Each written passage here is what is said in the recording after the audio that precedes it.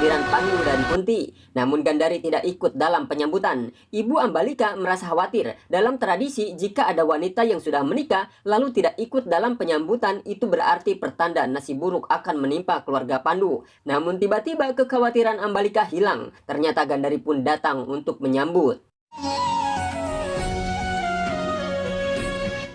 Aku sudah menyambut Sang Ratu Hastinapura. Manakah Destra Rastra?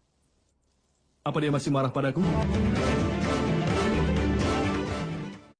Gandari kemudian mengajak Kunti untuk mengunjungi kuil keluarga. Tidak lama, Kunti menanyakan di mana kakak iparnya, yaitu Destra Rastra. Karena ia penasaran seperti apa baiknya Destra Rastra. Karena ia tahu dari Pandu ketika di perjalanan. Karena Pandu terus saja membicarakan tentang kebaikan Destra Rastra kakaknya. Dan Kunti ingin mendapatkan doanya.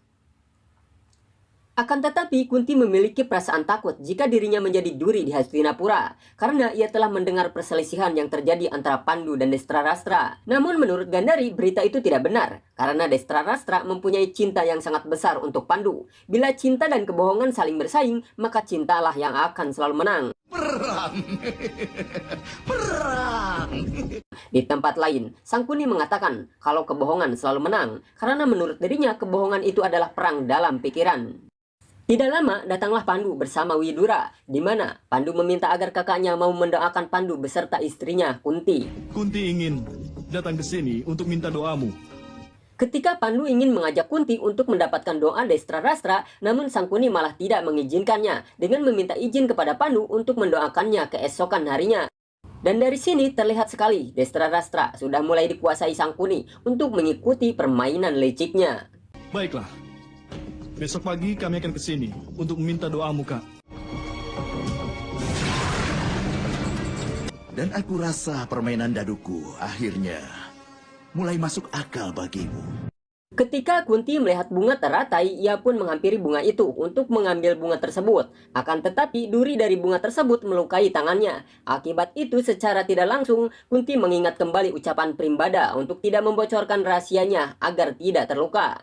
Namun Kunti memiliki hati benar, ia memiliki pandangan lain. Kunti tidak mau ada kebohongan dalam hidupnya dan rahasianya harus diketahui oleh suaminya. Dan inilah kesempatan baik untuk menyampaikan rahasia tersebut kepada Pandu suaminya.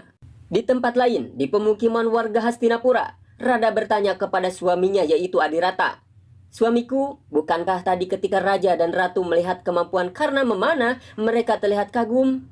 Maka Adirata pun menjawab, iya betul, Raja memang akan bangga dengan kemampuan Karna. Namun ketika Raja mengetahui kalau Karna anak dari seorang kusir kuda, maka kebanggaan itu akan menjadi kemarahan. Begitupun para prajurit, mereka akan melihat Karna sebagai saingannya. Dan pada akhirnya, keluarga kita akan mendapatkan kemarahannya. Selain itu ayah bilang Raja sejati selalu melindungi masyarakatnya. Dan dia akan kerahkan seluruh kekuatannya untuk bisa menjamin itu terjadi. Meski apapun yang harus dihadapinya. Seperti itulah ciri Raja.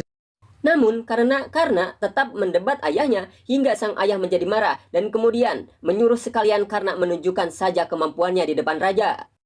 Mendengar ayahnya marah, maka Karna mengambil busurnya dan segera pergi dari sana. Lalu apa yang akan terjadi berikutnya? Saksikan di episode mendatang ya, dan film pun bersambung.